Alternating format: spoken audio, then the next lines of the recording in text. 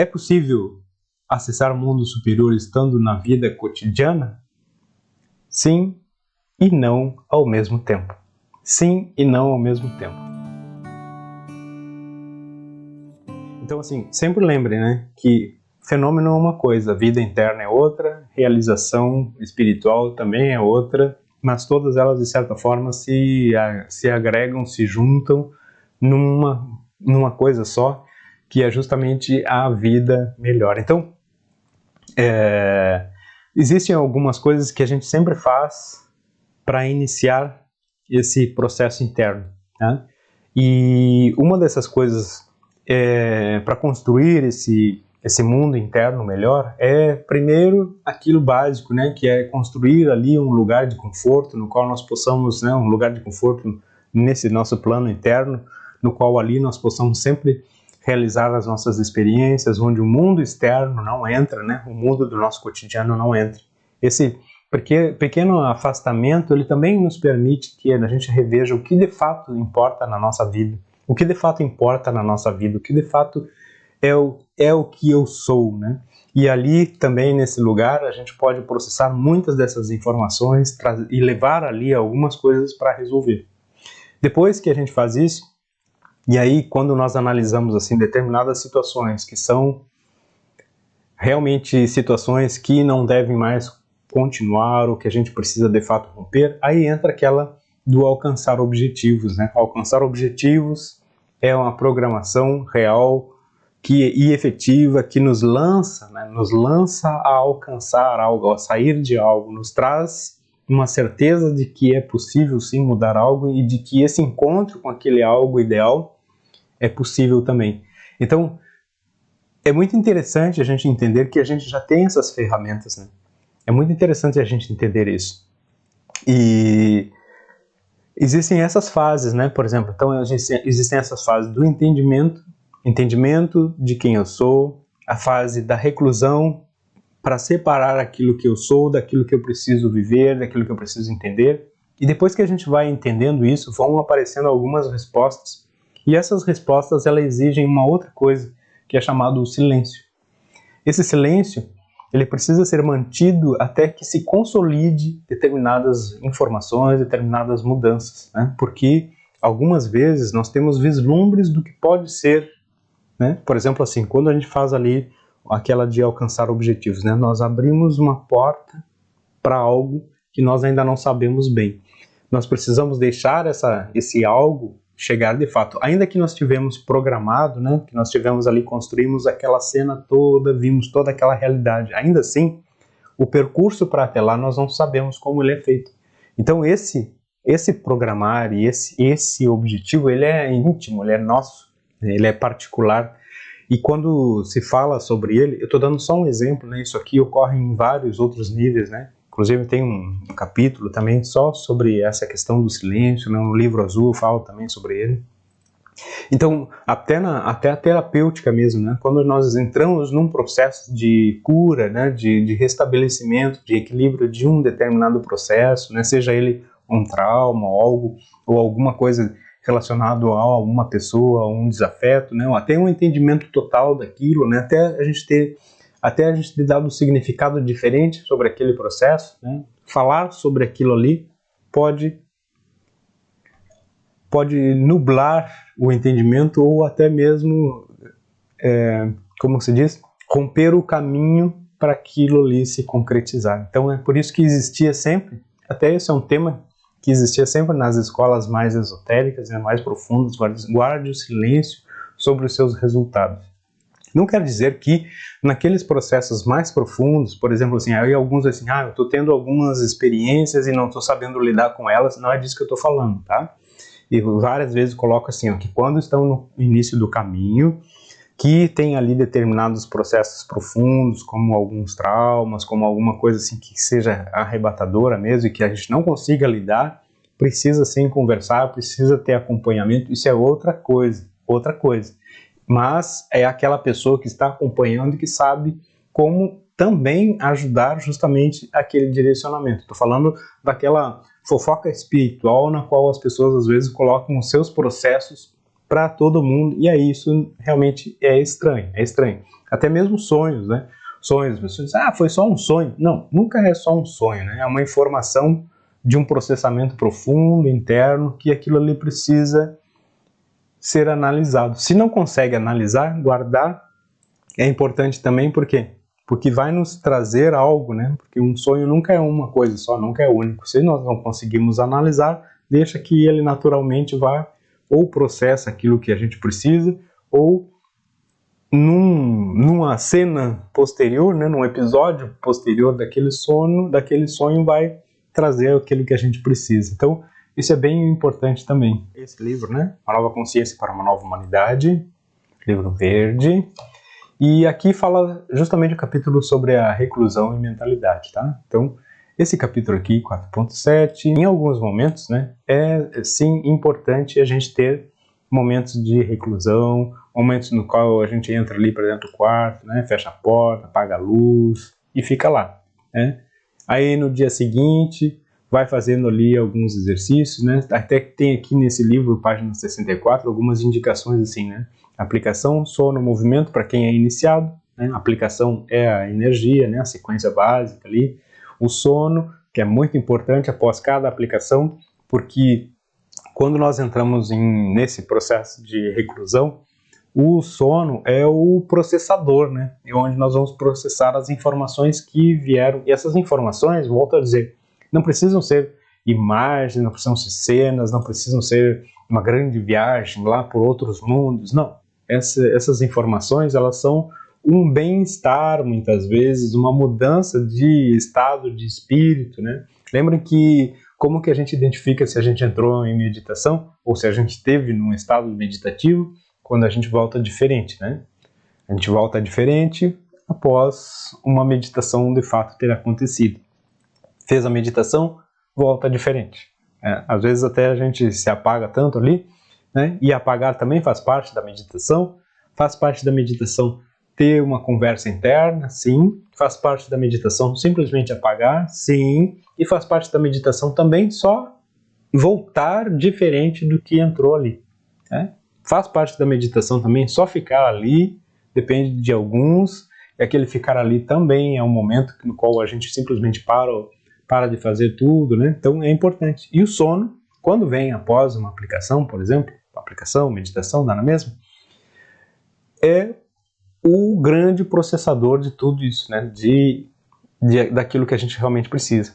O movimento são exercícios mesmo, né? Mover o corpo, andar um pouco, caminhar, né? Aí se está fazendo essa reclusão com o menor contato possível, né? Nesse dia, né? Pelo menos. Então, a reclusão ou recolhimento exige que retiremos ao máximo as influências do meio, que possamos pensar por nós mesmos, que as ondas eletromagnéticas sejam diminuídas. Mas é preciso fazer isso no próprio lugar onde se vive, né? Lembrando que atualmente o nosso treinamento não é um treinamento para ir lá para o alto da montanha, né? Se afastar do mundo, é um treinamento para viver melhor no mundo e refletir isso melhor no mundo, né? Então, sermos melhores naquilo que nós fazemos. E volto a dizer, né? Dentro daquilo que nós falamos sobre a questão da energia, da utilização da energia, né? Desde ali do princípio da chama, eu sempre falo para vocês assim, para que serve a chama, para que serve a energia? Ela serve para que nós sejamos melhores naquilo que nós fazemos, né? Para que nós cumpramos melhor aquilo que nós precisamos realizar na nossa vida, no nosso cotidiano. Então, sermos melhores professores, sermos melhores, entregador de pizza, ser melhor naquilo que a gente faz de fato na nossa vida mesmo, né? Melhor terapeuta, melhor curador, melhor, seja lá o que a gente estiver fazendo mesmo, né? Melhor designer, melhor tudo, porque a gente vai utilizar a energia como uma manifestação da nossa característica real. E se de alguma maneira isso venha a também causar uma transformação, que eu preciso mudar essa minha manifestação, tanto melhor, porque aparecerão as oportunidades, as maneiras de que isso realmente ocorra e nós vamos conseguir enxergar e seguir a direção daquilo ali, né? Mas isso tudo precisa, sim, de um tempo, né? De um tempo para que isso aconteça aí, tá? Eu queria dizer uma coisinha só aqui, né? Que eu, mais ou menos assim, talvez até uma organização disso aqui, sabe, né? Que eu gosto muito das coisas organizadas com método. Então, é importante, sim, que a gente entenda que, mesmo entrando no Moentian, a gente precisa ter essa organização de conteúdos, organização de material, saber onde a gente pode pisar, né? A energia vem, sim, para nos trazer impulsos para mover, e em cada nível a gente sempre tem esses impulsos para mover. Agora, a questão da meditação, você sabe, né? Que eu tento organizar o máximo possível, temos várias técnicas, fiz inclusive esse livro aqui, o livro da capa laranja, né, Práticas para Meditação Livre, que é um livro que ele precisou ser escrito por conta justamente de que muitos alunos não entendiam como que era essa chegada ao nível interno, e existe um lado duplo nisso, né, aquilo que é preciso sim entender como é esse lado interno profundo, que é o lado do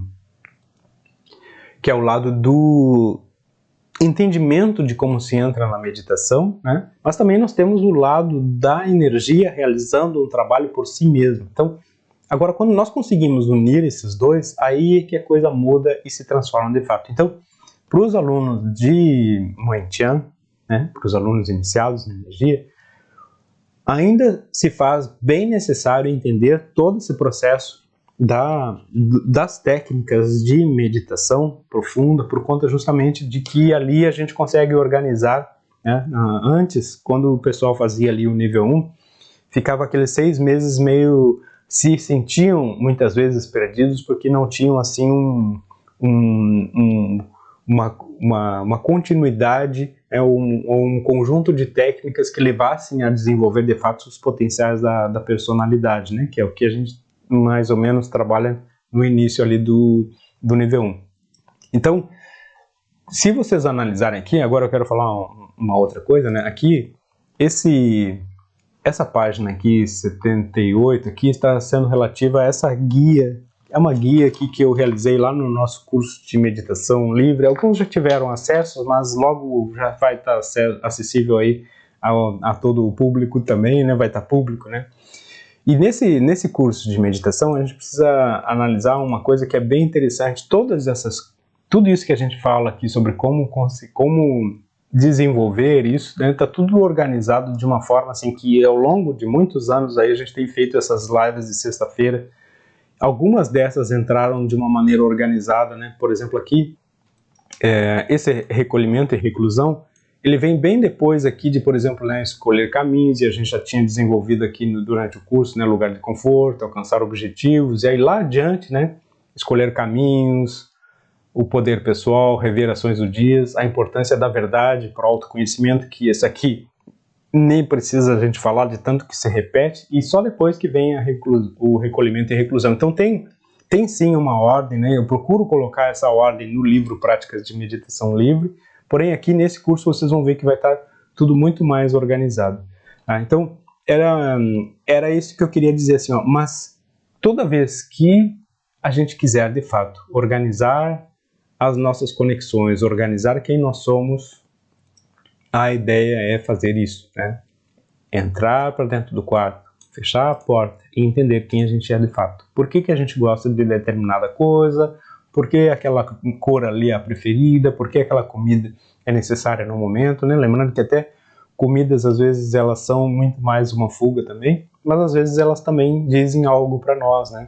Porque elas podem nos trazer uma memória, elas podem nos relacionar com uma pessoa, ou com uma situação. Então, quando a gente entra realmente no autoconhecimento profundo, antes de ver essas conexões, que era o tema aqui, né, conexão com mundos superiores, a gente precisa saber quem a gente é. Não existe uma possibilidade assim de a gente simplesmente entrar lá. Cada vez que a gente entra num processo, num estado de consciência alterado, sem fazer o processo de autoconhecimento, a gente vai estar entrando sempre num nível limitado por aquilo que a gente ainda não descobriu dentro de nós. Tá? Então, é muito importante a gente entender isso. No entanto, isso não diminui aquilo que nós já somos no nosso interno, como uma essência realizada.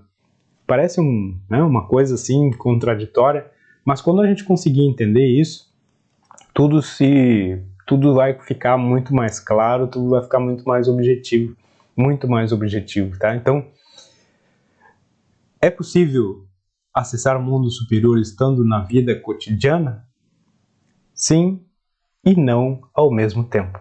Sim e não ao mesmo tempo. Porque se nós estamos na vida cotidiana e entendemos os nossos processos internos, a nossa vida interna cada vez ela se abre mais, porque nós ficamos melhores, irradiando melhor, né? Lembra que aquilo que a gente fala também assim, cada vez que a gente se encontra, cada vez que a gente se abre mais, cada vez que a gente se entende mais, né? Nosso mundo não fica mais leve, a gente não fica mais leve, irradia mais, então esse contato interno com os mundos superiores internos também fica melhor, né? Também fica melhor.